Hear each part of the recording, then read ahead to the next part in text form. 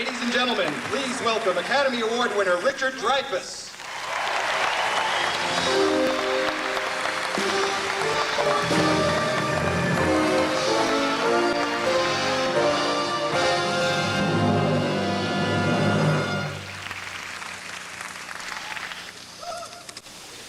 Thank you. Sometime at the beginning of the last decade, when this particular nightmare began, Dr. Joel Weissman was enjoying a successful private practice in Sherman Oaks, seeing patients and teaching in his chosen field of osteopathic medicine. Almost alone among his peers at that time, he began noticing distressing symptoms, similarities in a group of patients whose number was expanding alarmingly, and he determined to do something about it. To his patients, Joel Weissman is both a doctor and a friend. Brad Davis was one of Joel's patients and one of his friends. His wife, Susan Bluestein, wrote Joel a letter this week, and Joel asked if I would share it with you. Dear Joel, even though we aren't able to be there tonight, as we had hoped, we wanted you to know that our family, Brad, Alexandra, and I, are very much with you. We send our love. We send our respect and gratitude for your help over the past few years. I would like to take a moment to acknowledge AIDS Project Los Angeles, who, like so many other AIDS organizations across the country, has helped so many people with so few resources. We all know how great the needs are and how fast this epidemic is growing. And if it weren't for organizations like APLA and events like Commitment to Life, the tragedy of AIDS would be worse. I would also like to say that the warriors are among you. And though many have remained silent, the time has come for the veil of secrecy to be lifted. Each small step we take brings us closer to freedom. The freedom to work, the freedom to be accepted, and the freedom to be cherished with HIV and AIDS. Brad needed to come forward into the light because the last 6 years of fear and isolation cost him and our family dearly. It was his final hope that as the fight continues, and it will continue, that his death would play a small part in opening the door to a new acceptance and understanding of HIV disease and AIDS. I ask and beg you to use your power to send a message of compassion and caring to those with HIV and AIDS, no matter how they got the disease. Treat all of them with the human dignity they need and deserve. Brad did live well.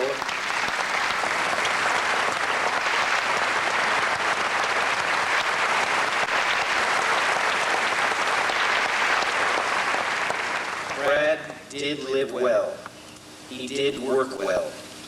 And whatever the rules are today in Hollywood, they must be changed so that people like Brad can come forward before they die.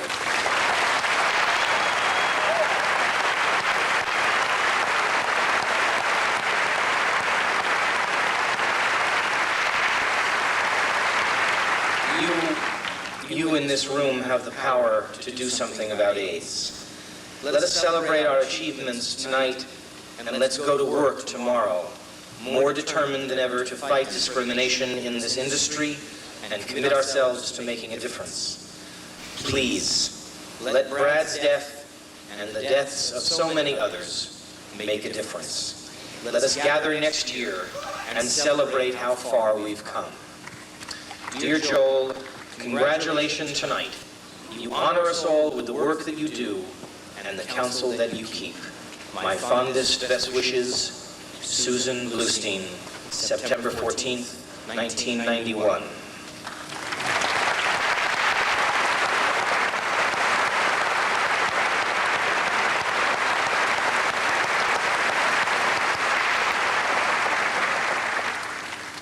Ladies and gentlemen, in a world that first offered instantaneous rejection and taint to any person with AIDS, Joel Weissman stood with an outstretched hand.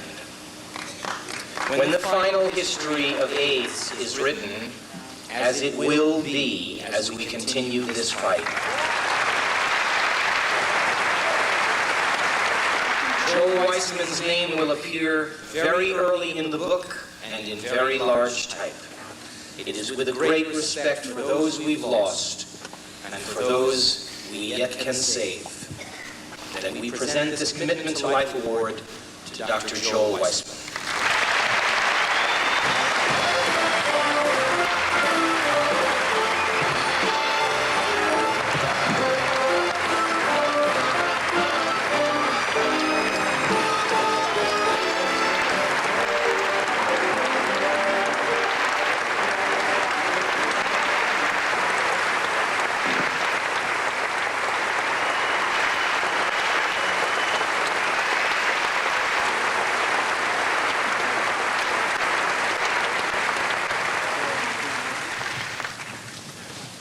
I would like to express my gratitude to the Board of Directors of AIDS Project Los Angeles for this honor. I would also like to congratulate my fellow honorees for the special work they have done to support AIDS research and care organizations in the first decade of the epidemic. Good work, though, does not occur in a vacuum. It is important for me to thank the Board of Directors, staff, and volunteers of AIDS Project Los Angeles and the American Foundation for AIDS Research for their continued support. I personally want to thank my associates at Pacific Oaks Medical Group for their support of my activities.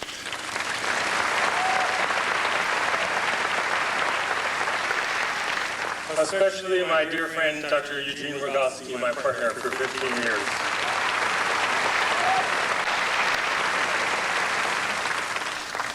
It is an especially poignant moment for me in two very distinct ways tonight. As a founding co-chair of AIDS Project Los Angeles Board of Directors, I am very proud of the work APLA has accomplished. Its growth to meet the needs of persons with ARC and AIDS, a reflection of the still growing number who will need their services as AIDS cases continue to grow.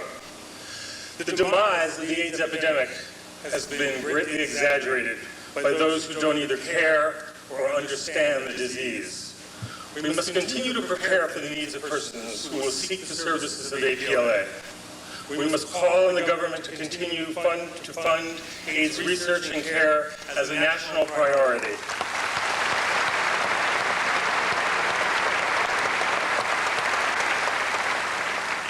We must learn from the history of the first decade of AIDS that unchecked HIV infection will continue to grow, especially in the minority and heterosexual communities, because of a lack of a formulated federal agenda to stop the spread of the disease.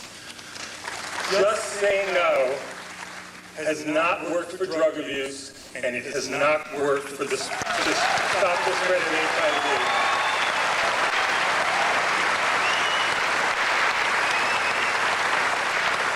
Only a continuous and ongoing community-directed educational campaign, escalated and reinforced, along with early intervention and counseling available to all who need it, regardless of their ability to pay, will stop the spread of this disease.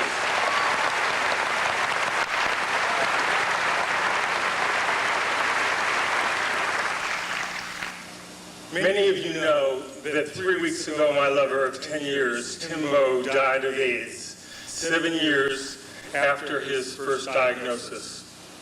As a physician who cares for many patients with AIDS, I know firsthand their bravery despite their pain, suffering, and sometimes hopelessness. When I ask doctors and nurses how they can continue to care for people with AIDS, their answer is almost universal. It is that there is a true sense of bravery and courage in persons with AIDS that make them heroes in our eyes.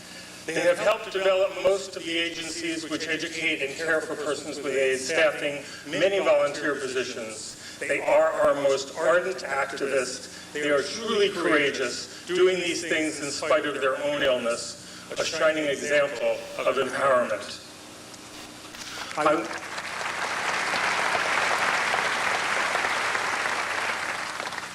I wanted my lover Tim to be here tonight to share this moment and honor with me.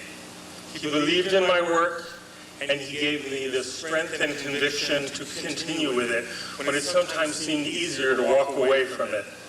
He was my hero, brave and noble, calm and kind, fighting AIDS while supporting me to continue my fight to help seek care and a cure while opposing discrimination. I accept this award on behalf of my heroes, persons fighting AIDS, those with a true commitment to life. Thank you.